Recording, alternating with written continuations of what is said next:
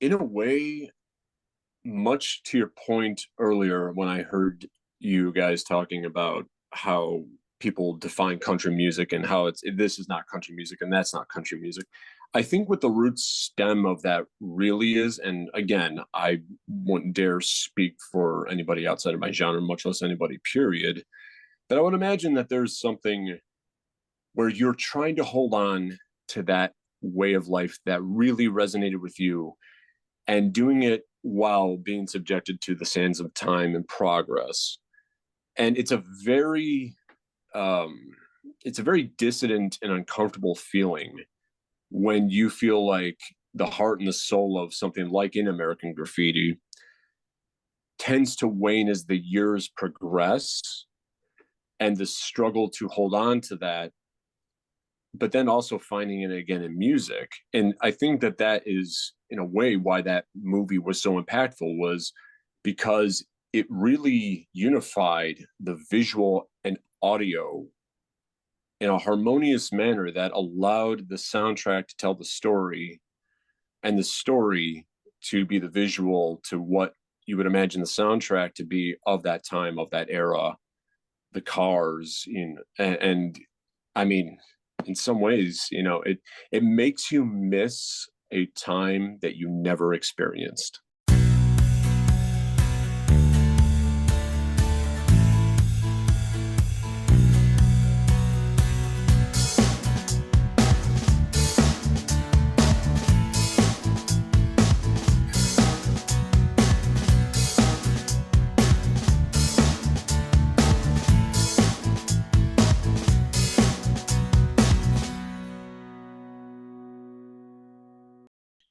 Hello, everyone, and welcome to a new episode of Set Listing Bruce, your podcast all about Bruce Springsteen, his music, and mostly his fans. I am your host, Jesse Jackson. We are getting off the Bruce train today, but he will be coming up. And I'm talking to a fellow podcaster and someone who we've already had a great conversation talking about music and themes. And Drake, welcome to the show. Thank you so much for having me this evening. Yeah, tell me a little about yourself. Well, the origins of my musical background stem predominantly in the classical realm, also metal, symphonic, musical theater, and a lot of the themes that also tied in with what you were talking about in your previous conversation in terms of the theatrics and using powerful stage shows to kind of represent and tell messages. I'm a very big advocate of that in what I try to do live as well, sharing stories and building, as you spoke about, musical legacies, through live and through music. And then the overarching theme of being able to take the same emotions that you feel within your genre and being able to portray them in the various aspects of, musical theater, classical music, metal. I think there's a lot of overarching that can be, that can be seen that coincide no matter regardless of the artist or the genre of the music. There's always those songs that will genuinely speak to an individual and change them. Yeah, music means so much to so many people. The I say this slightly tongue in cheek when I ask someone who's their favorite musician or their favorite genre, and like, oh, I just kind of like everything. I'm like, okay, but don't you have something you especially love? So, yeah. Um, I always like to go to the beginning. So talk about, where did you grow up?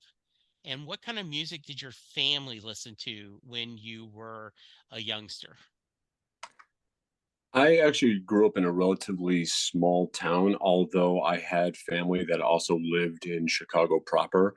And Okay. there was a lot of back and forth between that. And I feel that between that, I got a good upbringing, both in nature and in country, but then also in the urban environment. And I was able to appreciate both respectively. In terms of the music, it was very diverse and actually very antithetical to how I ended up going. where most of my family was into, you know, pop and country and musicals even. And I think that, I mean, I did draw from the musical. My brother was very much into classical music and was a very accomplished guitarist. My father really didn't have a musical bone in his body, although he was a huge proponent of the oldies. He could absolutely be identified as such. And as a matter of fact, has a record collection that I currently possess that would rival most stores. His entire legacy was record collecting and trading. And to put it approximately, I think we have about, God, I don't even know. I would imagine 15,000 records as of right now. It is ridiculous. And so through that, I really did get an eclectic kind of upbringing in music. My favorite defining moment where music and visuals came was through the film American Graffiti. And even though my mom at the time would try to prevent me from seeing it, you know, due to all the adult themes, you know, it was my father who actually kind of snuck that one onto the radar. And so, yeah, very eclectic. Um, After that, I then found classical music via Beethoven. And it was actually Beethoven and specifically Moonlight Sonata that changed my life and was the catalyst of myself going into the musical realm. So, What, tell me how, okay, before I get to that, I got to get back to American Graffiti. Um, sure. you know, one of the things I just finished reading, um, Ron Howard, um, and and Clint Howard did a book together about them growing up, and um, and Ron talked about being cast in American Graffiti, and um, and George saying, you know, he went to George. He says, "Look, I can't sing. You say it's a musical, and despite what, you know, this isn't." He goes, "No, no, no, it's not that kind of musical." And it was in many ways, right, the first soundtrack that we that became, you know, that as a movie soundtrack. I adored that movie. I adored everything about it, and all the music. And I was thinking today when Beach Boys All Summer Long came on, Mm. you know, because that's how they ended with that. Tell me a little bit more about American Graffiti. Oh, I saw the documentary and I didn't appreciate cinematography until I did. The way that they had to accomplish the lighting within the vehicles and being able to tell the story just through that alone, and the struggles that they went through in order just to make that alone happen, and then the constant back and forth with the soundtrack, as you said, that in of itself, plus in a way, much to your point earlier when I heard you guys talking about how people define country music and how it's this is not country music and that's not country music. I think what the root stem of that really is, and again, I wouldn't dare speak for anybody outside of my genre, much less anybody, period. But I would imagine that there's something where you're trying to hold on to that way of life that really resonated with you and doing it while being subjected to the sands of time and progress. And um, it's a very dissident and uncomfortable feeling when you feel like the heart and the soul of something like in American Graffiti tends to wane as the years progress, and the struggle to hold on to that, but then also finding it again in music. And I think that that is in a way why that movie was so impactful, was because it really unified the visual and audio in a harmonious manner that allowed the soundtrack to tell the story and the story to be the visual to what you would imagine the soundtrack to be of that time, of that era, the cars, you know, and I mean, in some ways, you know, it makes you miss a time that you never experienced. You know, kind of the same way that I'm. before I was obsessed with Bruce Springsteen, I was obsessed with Brian Wilson, the Beach Boys. And Brian was selling California that didn't exist, right? There's two girls for every boy. There's sun and surf, and you go, and I remember someone reading that there's no there's no doubt that Madison Avenue was using Beach Boy songs to sell stuff because Brian was selling California to all of us then. Um, yeah, I totally agree. I want to go back. You mentioned classical music spoke to you. Tell me a little bit more about that and what what kind of as a did you learn an instrument just as a fan? Talk to me about classical music speaking to you. Prior to the age of 17, I was outside of the aforementioned American Graffiti and the brushes with music. I myself wasn't very much even into music. I was a manual artist, a drawer, and painter, and did all of that. And throughout the years, I found a increasing dissatisfaction because what I was feeling, regardless of the circumstances, a lack of talent or understanding, I couldn't convey that in just the visual medium alone. And I became very despondent of that. And that was really before even discovering Beethoven. I had jokingly said on a previous interview where, it also makes you really appreciate the accessibility we have to just go look up music that we have today.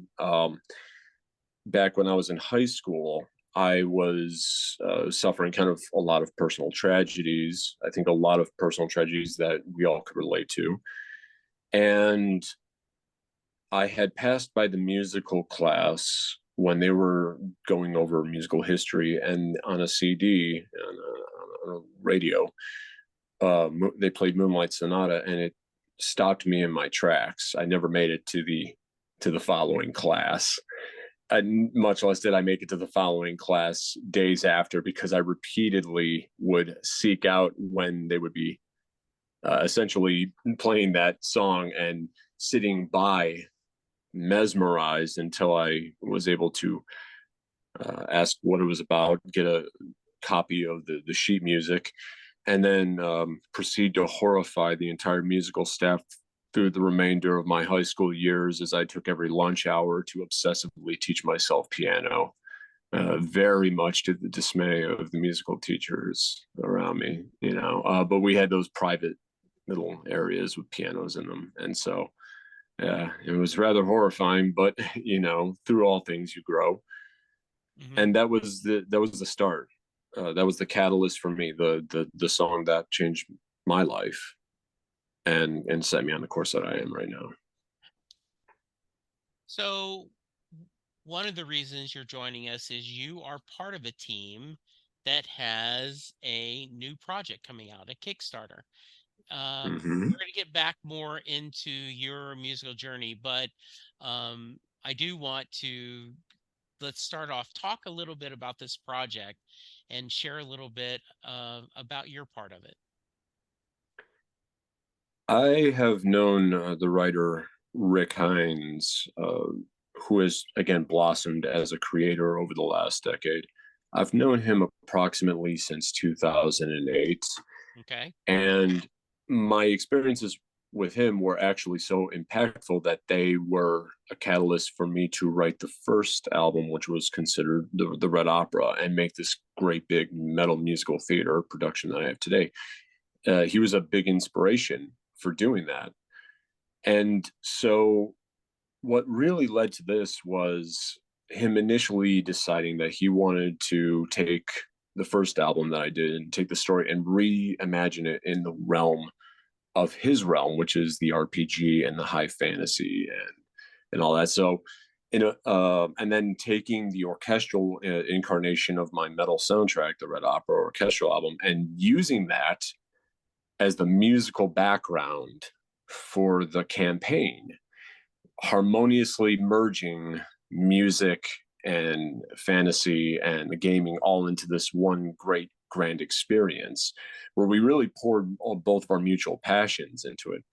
And when he had broken off and separated from the previous studio, he founded his own. And I was first in line, and we decided that we were going to do this again. I already had the album concept and everything written, and he took that and created yet again this most beautiful, unexpected world that I'm actually getting a chance to experience for the first time, because I gave him that carte blanche freedom to just take it and make it his own. Because I believe that these things are not, when you release something, it's no longer yours. And you want to genuinely encourage and nurture anybody who wants to be inspired and take that and run with it. And so now it has become its own realm, a parallel dimension in a way, where all of my characters and their names and the plot beats are exactly the same, but the set dressing is completely different because it's in a whole different realm. And it allows us both the mutual creative freedom to work off of each other and to just create this harmonious experience. And yet again, I'll be and have already written the orchestral soundtrack for it. So I'm very excited, very excited. This is going to be kind of a culmination of the last decade of us really striving towards something that we both believed in. Yeah, the project is Black Ballad. I will That's include correct. a link on in our show notes. Um, Summarize what the story is a little bit, and then I want to go a little bit more into the creative process, if you don't mind. Absolutely. In terms of the story summarization on my end, because again, I'm also being surprised with some of the twists and turns that he's taking in his realm. But as far as the core metal album Dia Morte story, it picks up right where the events of the Red Opera left off, in which there was a very cataclysmic event and a very Macbethian end to the characters.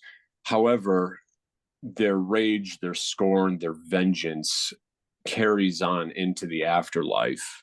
Okay. And with that, Majin, who is the character known as the Betrayer, he in my story, through the various tracks which actually emulate the stages of grief and loss, takes the characters to the final kind of acceptance of their death, and the overarching story essentially being that you guys can let go because there's nothing left to fight for. They were so enraged they didn't even realize that they were dead, and trying to bring that through the various stages of grief and loss. Because my background, as few people know, at least publicly, that I was a mortuary cosmetologist for almost a decade. And I took the experience of being in the funeral industry and actually poured all that, plus my life experiences, into the themes of what the characters are going to go through. The characters themselves are various facets of my own kind of personality and outlooks on life, and they kind of each carry a paragon of that, from the anger, the denial, the hope for humanity, but also the blind pessimism. And so the various characters reflect that, and I subject them to this plot. And now that that is over, Rick has dutifully taken that and brought those same themes into his story, and I'm very excited to see where he takes it. So, how it sounds like you guys have a very strong relationship, a very Mm-hmm. a good partnership. What is obviously there's a lot of trust because you're giving you have a vision of what you're doing, you're giving it to him, he works Mm-hmm. on as it then gives it back to you. Talk to me a little bit about that process. Do you are is it a true partnership? Is there a handoff, or is it collaboration? Outside of what we would actually consider to be blood, Rick is as close of a brother as I have, Okay. plain and simple. I unequivocally said that he is the only person I would ever have trusted to respect everything that I'm doing and give it the integrity that it needed. Hmm. I am not quick to, trust and that just comes from years of, you know, dealing with the kinds of people you often do deal with in the entertainment industry. And I'm striving for a genuine honesty because that's the only way that you're ever going to make an impact on the listener and the audience, through honesty and through love and through trust. And if I went into this, and as I believe that if you go into any sort of creative endeavor with reservations and without the measure of trust, that only the end result suffers. And you are doing the audience a disservice because you're giving them something half-hearted because you're not putting your all into it because you cannot trust to put your all into it, and it all leads to half-hearted attempts, and eventually I believe kind of something that becomes gangrenous over time. And so you have to start off with that strong foundation or just not do it at all. Listening to you talk, Drake, um, it it really does share. You you've talked about hearing Beethoven, adjusting your life, and American Graffiti, where that soundtrack helped tell the story. And so now then you are doing that in your career where you are using your music, your instrumentation to help tell a story. It is it am I being overly simplifying that, from A to B? And I'm sure there are other steps in between. I think simplicity is best, and I think that people have a tendency to overcomplicate it. Yeah. There doesn't need to be a magic or mystery behind the process.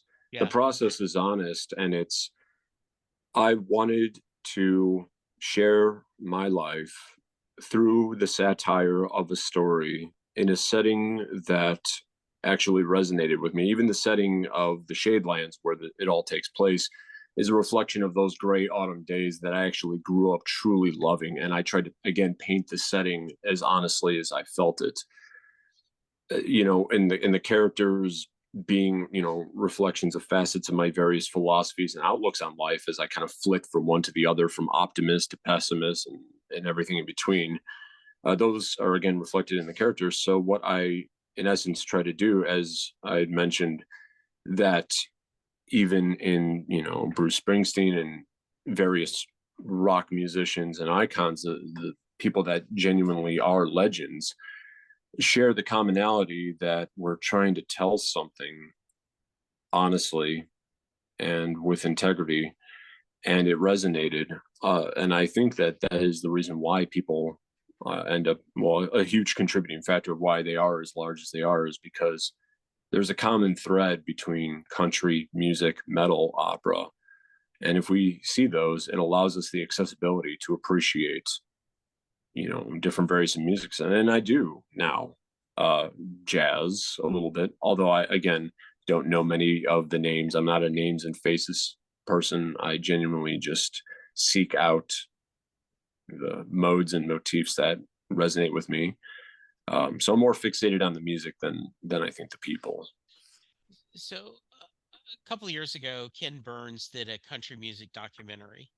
And what was, I thought, fascinating is he had Marcellus, the jazz performer, talking about that. He said a Texas swing band, a Western swing, like Mm-hmm. Bob Wills. He said if you look at them with the band leader and having the different instruments take a solo and playing it, he says then you look at a jazz quartet and them playing with solos, he says they are cousins to each other.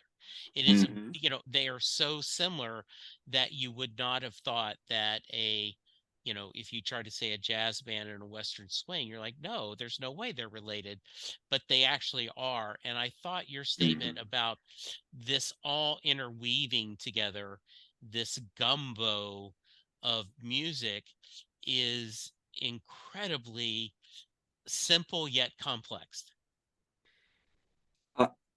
I, it made me smile when you said that right now, because it made me think of an interview that, funny enough, and trust me, there is a point to this, an interview with a Norwegian symphonic black metal band, which Okay. by all rights, I'm sure most of your listeners may not be Yeah. listening to. However, what in the interview, the musicians are talking about how their parents were jazz and blues pianists, and how the chords were actually very blues and very much so.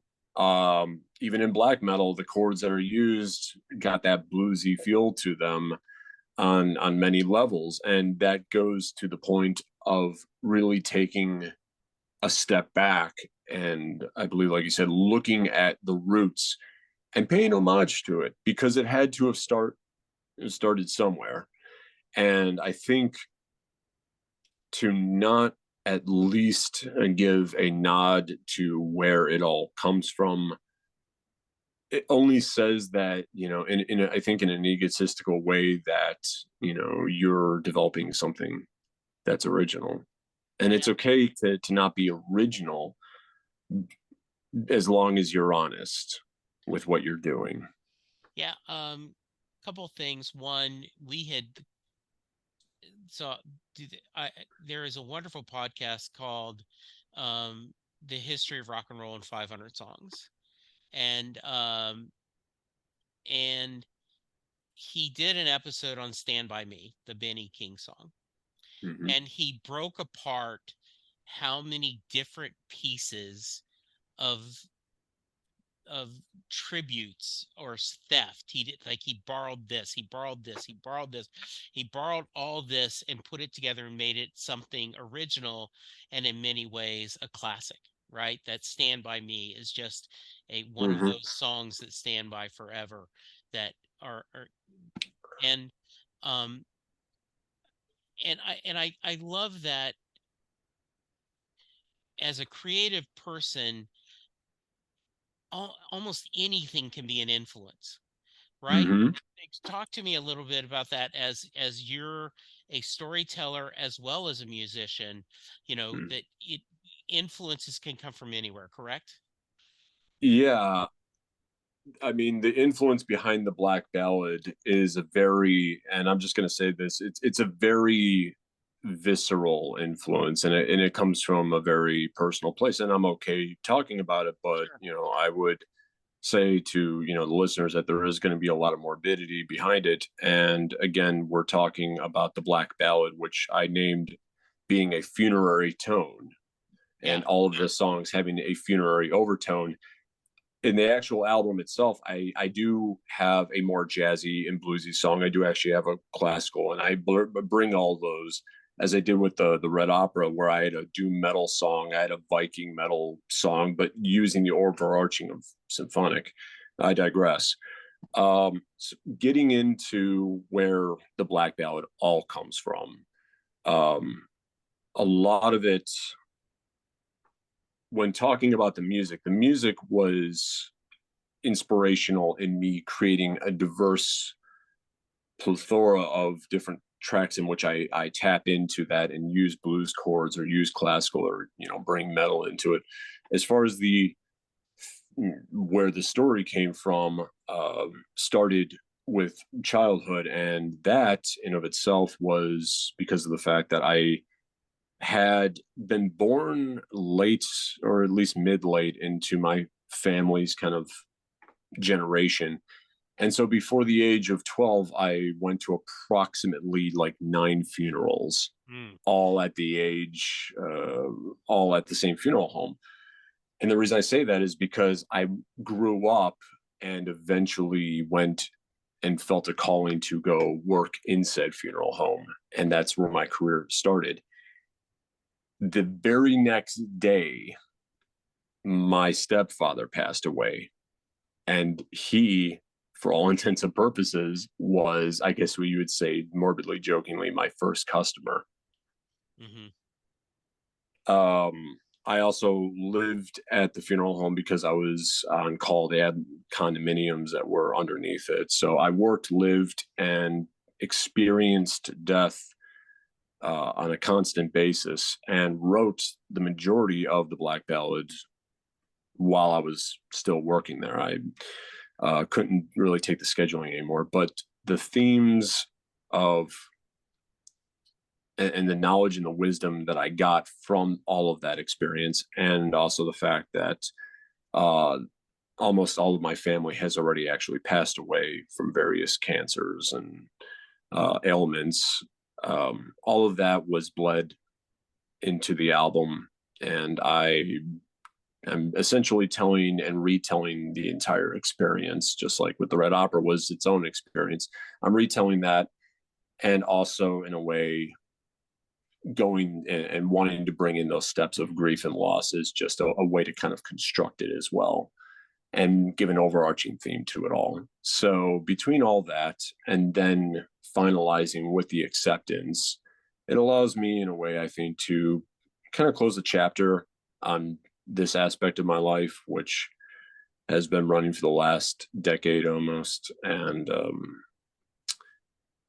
with that, it'll also allow me to give, like we were talking about, an aspect of a musical legacy, something to be able to be related to. And just like myself with the various songs, give clarity to some mixed up kid or somebody else out there that might be going through the same thing. Eh, the cliche, write what you know, but that that is a thank you for sharing. By the way, Of course. I understand that the you know Bruce talked about once that on his storytellers episode for VH1, he was telling about a song, and he said something along the lines of, "I was I, you know, was I consciously thinking of that when I wrote it?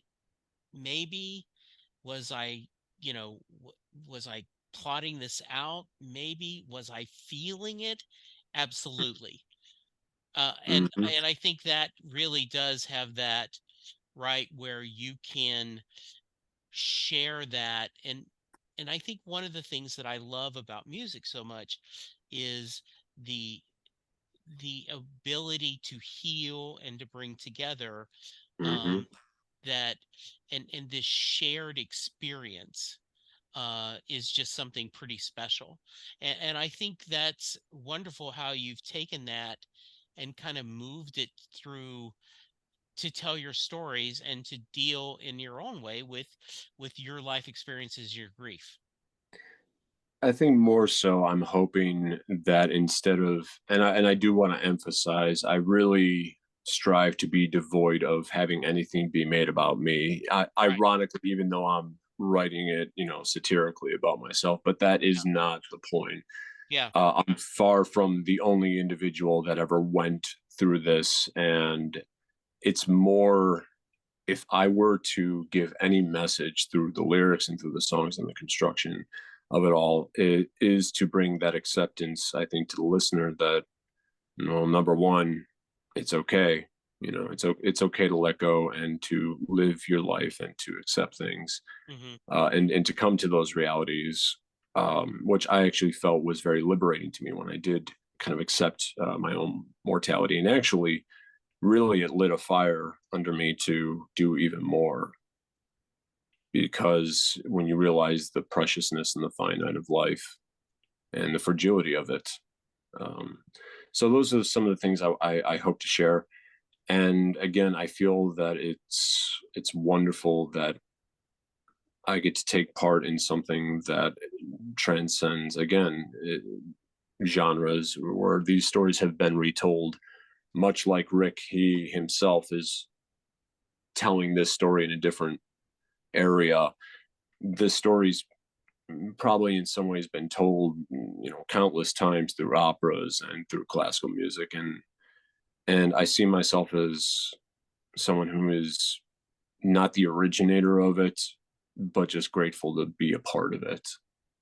Yeah. Um, one of my favorite stories is um, it was in Isaac Asimov's autobiography. He talked about he was at a lecture and he was telling us, he was talking about a story he had written, and someone in the audience raised their hand and Yeah. said, Dr. Asimov, that's not what the story is about. And Isaac, being Isaac Asimov, said, what do you mean? I wrote the story. I, I of course know what the story's about. And the reader said, just because you wrote it, what makes you think you know what it's about? And I like that. and um Isaac in his autobiography said it struck him that the guy was right. And he says, never again he says, I know what I wanted to say when I wrote it, but that doesn't mean that's what it says to my reader. And I think of that on music, as an artist and as a composer, you put down what your feelings and your thoughts and what you're wanting to portray, but it's a partnership with your listener, and your Mm-hmm. listeners may get something totally else out of it, which is just as valid, which is just as meaningful as Mm-hmm. theirs. Correct? I am very glad you said that last part, just as valid, just as meaningful. That is the exact sentiment that I take with what Rick is currently doing and what, they are doing, because it is just as valid and just as meaningful. There is, I think we'd even said the old adage of once you release something, it's the death of the artist because it's no longer yours. And I believe that.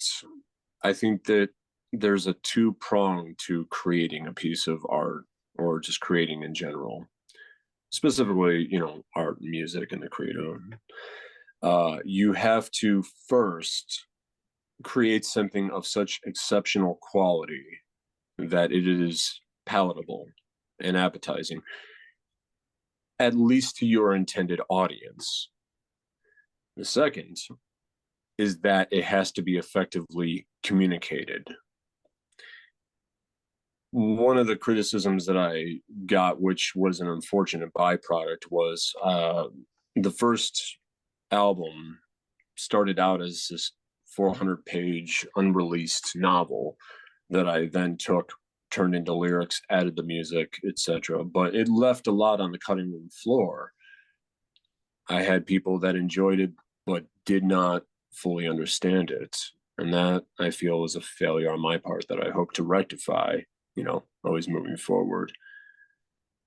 So I think that those two are equally important, just the same as you could think of something creative or poetic, but you need the necessary skill to implement it and to communicate it. And I think that those are two things that are harmonious. And then everything else after that is just an overlay of musical theater or movies or literature or anything. So what's next for you? What do you want to do creatively next? Well, I have aspirations, but I don't ever make it as such an ambitious point as to see beyond the current and to Okay. give my full attention to that. In my lifetime, I've worked and been privileged to work with a lot of very major name musicians through being a graphic designer. Um, some of them were struggling, in a lot of different ways. It was always my 20-year goal to be a sort of production house and powerhouse and entity that would be able to hire out musicians to do shows across the world and give a dignified employment and do something genuinely good for artists. With this project, I'm starting to be able to manifest that along with Rick. We were able to hire voice actors. We were able to pay the artists and give them work in honest wages. And I was able to help a couple of musician friends out as well. And they were people, funny enough, one being the composer for Symphony X, Michael Romeo, Mhm. where I grew up listening to his music, and now I'm privileged to be able to work with him to work on the orchestral aspect of this music. That alone, right there, is something worth, I think, devoting the rest of my life for. And outside of that, the details are negligible. I have that one goal. I want to be able to inspire the listener and support the artist. And if I could do that with the meager years that I have left and do some sort of genuine good, either through music or, you know, artistic philanthropic pursuits, then I will consider myself a satisfied man. Um, Great answer. Very nice. Yeah, the project is Black Ballad. It's on Backerkit. I will include the link in the show notes. Um, it so far it's off to a good start. It looks correct. Yeah, I believe as of a day or so ago, we just broke 100,000, and it's still trending upwards. And I'm deeply, deeply grateful to those who believed in it. I would also like to say, even in just partial closing, that I still see myself as that dumb kid with a Casio keyboard and a dream who is very much into fantasy. And it's just been an incredible experience that I've been able to be even afforded now through the people that believed in me, Hmm. as well as the people that are currently supporting it. And they're good people that are working on this, and they're all very passionate. And I couldn't be prouder to be a part of it. That is awesome. I really appreciate it. Is there anything I should have asked you that I haven't? Well, maybe you had talked about this in a previous, but I would actually be interested to see what song changed your life. So there's a couple. Um, I grew up. Um, I was born in '59. I graduated high school in '77. So I was a child of AM radio. Drake, had it on my little Mm-hmm. clock radio next to the bed. American Top 40. Casey Kasem, and Mm-hmm. um, you know, and right after I graduated, I was a kid. I loved Kiss. I loved, all the AM radio and all the, whether it's, Foghat or Kiss. I went through a phase where I adored Kiss. Um, and but I went and bought at a Montgomery Ward's of all things a 8-track of Endless Summer, which was a collection of Beach Boy songs. And Mm-hmm. hearing the Beach Boys for the first time, I had never heard anything like it. I I I I I just had never heard anything so beautiful and so complex. And so I became Mm-hmm. obsessed with Brian Wilson and the Beach Boys, and they were my first musical obsession. Um, and then in was a casual fan of Bruce Springsteen, you know, like everyone else in the world, bought Born in the USA Mm-hmm. and Tunnel of Love, and kind of drifted apart. And then when the Rising happened, when 9/11, and Yeah. they had that fundraiser, which opened with him singing My City of Ruins, and I heard him perform live the first time in 2002. Um, you know, that um, you know, went me from being a casual fan to this passionate fan. Mm-hmm. Um, I have a friend who does Music Talks is the name of his podcast. His name is Terry Smith, and what he does is he has his guests pick a song from every decade they've been alive. So like I was born in '59, so when I was on there, I had to get a song for the '50s, '60s, '70s, '80s, '90s, and the aughts. And so, and the only thing is, it had to be a song that came out in the '60s, right? And and that was a really fun kind of picking those songs. Mm-hmm. Um, so I think those Beach Boys songs changed me musically. And then hearing that City of Ruins went from being this casual fan to, oh my goodness, maybe this guy, Bruce Springsteen, is more than what I thought he was. So that would be my two answers. It's wonderful. Yeah. Do so I before I let you go, I always ask everyone the Mary question. And if you are listening to this because you're already supporting Black Ballad, or because you're a fan of Drake's different creative endeavor, the Mary question is this. Jay Armstrong, who is an honors English teacher in the Philadelphia area, recently retired, he would take the song Thunder Road by Bruce Springsteen and break apart as a poem. His students would read all the lyrics. They would discuss the themes that Bruce is exploring. They would compare it to Robert Frost, The Road Not Taken, among other American poetry. And then at the end of the 2 days, Jay would ask his class, does Mary get in the car? So, Drake, that is your question. Does Mary get in the car at the end of Thunder Road? Put me on the spot, aren't you? It's okay if you need to think No, about it. no, I can no, edit this out. I can no, edit no. taking it out. It's good to think about it, because there's a lot that it would say about her, depending on her position. Yeah. And the reason why I find it even difficult to say whether or not she got in the car was because first we would have to examine the type of person she is and the type of person he is, and ask ourselves what we would honestly do. And I think in a funny way, I think our answer might just be very telling of the kind of individual that we are. I think the ambiguity of it, to be perfectly honest, was the intention. Obviously, because we're talking about it right now, I'm going to probably go with no.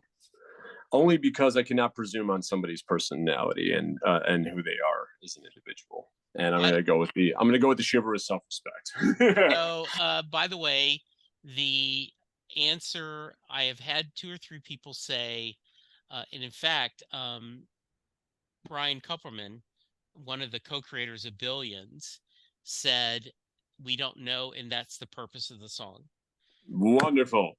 Yeah, I mean so that is a legitimate answer to say no, we aren't supposed to know. It's kind of like The Lady and the Tiger, that short Mm-hmm. story. Yeah. Yeah. 60% say yes. About 40% of my audience say no. There's various different reasons. Some people go no because he called her ugly. He says, hey, you ain't a beauty, you ain't all right. Why would she go in the car with him? Others say absolutely she gets in the car because he's putting his heart out there, and she goes. And one of the things Jay talks about with his students is that making a decision is scary. Choosing something is scary. And Mm-hmm. she has to get off that porch, from your front porch to my front seat. She has to make that decision. And sometimes, and he thinks she doesn't. He says he thinks she's too afraid to do it. I've had other people that say she said no, but then later when he came back and become mature, she said yes. One of my favorites is she says yes till they get to the gas station where he stops to get cigarettes, and she goes, what am I doing? you know so thank you. That was a great answer, Drake. And I end every podcast with it because I do think it's an interesting question, and I do think Mm-hmm. that even if you're not a Springsteen fan, and I always try to put that in the agenda: listen to the song, read the lyrics, and be ready. Mm-hmm. It makes for a fun way to end the podcast. Absolutely, because I think it touches very much on something that I am greatly into, and that would be philosophy and philosophers. There was one by a lecture by Alan Watson. I'll keep this brief, in which he kind of said that there is, in a lot of ways, no perfect answer. All you could do is spend all the time between now and the moment of truth, gathering up as much information as possible, and then in a moment you make a snap decision. And he was talking about the ridiculousness of it all, how you consider snap decision, and how you can never, in a way, truly take in all of the information to make the most complete and honest answer. So it kind of touched on that, and yeah, absolutely. And I appreciate you sharing the question. One of the things that was, you talk about life changing. I I was talking to a mentor, and I was debating on taking a job or staying where I'm at, and I was going all of this, and Vic said, "You're treating this, Jesse, like there's a correct answer. There is just an answer. You're either going to say Mhm. yes to this, and you will go and you will meet new friends, you will build new relationships, you will work on this career. It may work out, it may not work out. You're going to say no, you're going to stay where you are, you're going to keep Mhm. working with the people you work with, and it may work out, it may not work out." He said, "You're thinking of this as," and he did not use this, and I did this choose your own path, like a video game, Mhm. right? Like, oh, Right. if I do this, I'm going to win the prize. And Mhm. that's not what life is. Life is, you make your decision and you move forward, and you really don't know what is right, what is wrong. There's just, you made the decision you think that was best at Mhm. the time, and then see what happens. Absolutely. I think that's a very good way to summarize it. Yeah, absolutely. Well, my friend Rob Southgate said that I would love visiting with you, and he did not oversell. I had so much fun. I feel Thank like you. I could have you on again, and we could pick a couple of songs and break them apart for philosophy, and I would have a blast. We didn't even get into, uh, you know, I was doing a podcast before, and you ended up, because it's Zoom, you got in a little bit early, which, by the way, thank Mhm. you. And we talked about in my previous, the Tyler May and Co., the guy who does Cocaine and Rhinestones podcast. Mhm. He did a really good discussion about, like, people keep saying, well, that's not real country music. And he said, but country music continues to evolve, and every 10 years it changes. Like, now then people are like, oh, it's bro country. Yeah, that's not really good. And he says, Mhm. it's because country music is influenced by pop music, and pop music is influenced by country music, and now then hip hop is influenced pop, and all these different musics. And you have a sense of nostalgia for what you listened to during your formative years, and you decide that's the true kind of music versus being embraced by the new ones. And Yeah, yeah, if I may, I think that please. the best way to really think about it is simple. Again, like most things, it when you talk about true music, that is to say, that's not country. That's just not my country. Mhm. It's still country. It has the Yeah. character and the traits of it. It doesn't have to be yours. You have yours. Let everybody else have theirs, and as long as they're not encroaching, on what you're doing, live and let live. Because it all stems back to, okay, well then, which one's more valid? Whose personal life experiences are more valid? Who is changed by what genre? And are you going to punish a further generation for being accidentally influenced by something 10, 20 years down the road from what you had? And who's to say that your influences weren't then scoffed at by people of previous generations? So I just think that the whole thing needs to come down to self and a more live and let live when it comes to really anything. It doesn't have to be yours. It just is. And I would think that at times, and I don't know if this, I think this is a byproduct of social media, and I'm not, and Society. yeah, it's society, but I know that's vague, but you know it's not enough for me to like something. I have to attack you if you don't like what I like, versus, like, how dare you not like what I like, versus, and I know it's a cliche, but like there was a writer once says, if you like this sort of thing, you're gonna like this thing. I can see a show, a movie, a TV show, a song, and go, that's not my thing, but I can recognize the greatness in it, right? And good for you. You Hmm. love it. Yeah. Thank you for that. And yeah, it's been a pleasure just the same. I find it actually very wonderful that two individuals of very, uh, I wouldn't even say opposed, just contrasting genres and backgrounds are able to find this common ground. And I Yeah. feel that if people talked more in this manner with this measure of respect, they'd be surprised what they might actually get into. By the way, one of my previous favorites, "Only You" by the Platters. Oh, I love that song. That's Hmm. great. See? Yes, that was one of my mom's 45s. When I got my mom's 45s, I remember playing that and loving that song. Now you just made me Right. smile horribly. Big So O things. Drake, thank you so much. Listeners, go check out the campaign. Read about it. If this is something that interests you, this appears wonderful. And I can't wait to hear more. You are welcome anytime. Anytime you have something to promote, absolutely. anytime you want to visit, reach out. We will do this again. If someone wants to reach you, what's the best way? Simply go to diamorte.com, Diamorte. I am the graphic designer and the web builder behind that. And I've provided all the links that will take you anywhere you want to go. The link tree is there. So everything will be easily accessible. Well, thank you, kind sir. I will include that in the notes. Thank you. This was such a great time. Listeners, please, please go check this out. In the meantime, let's try to be kind to each other. Let's be safe, and we will talk to you soon. Have Goodbye. a good evening.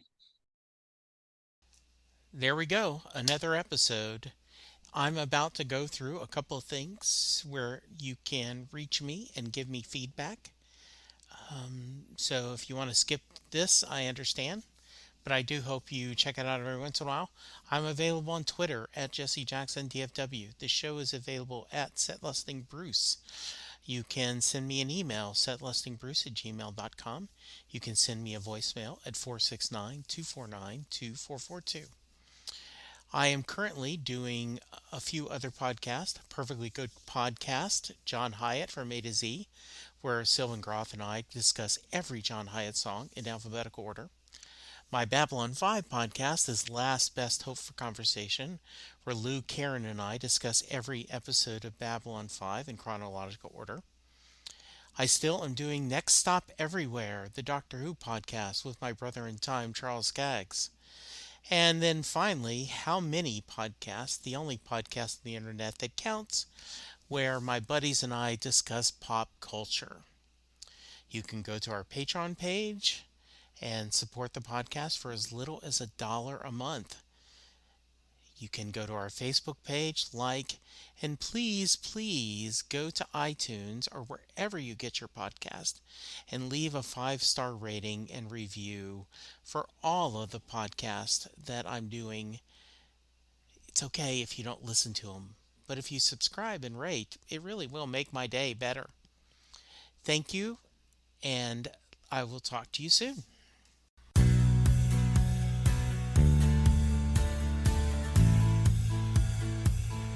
You just heard the fun talking, hard rocking, music loving, album ranking, fan thinking, joy spreading, lyric reading, story sharing podcast that is the one, the only, Set Listing Bruce. The theme for Set Listing Bruce was written by David Rosen, used by permission.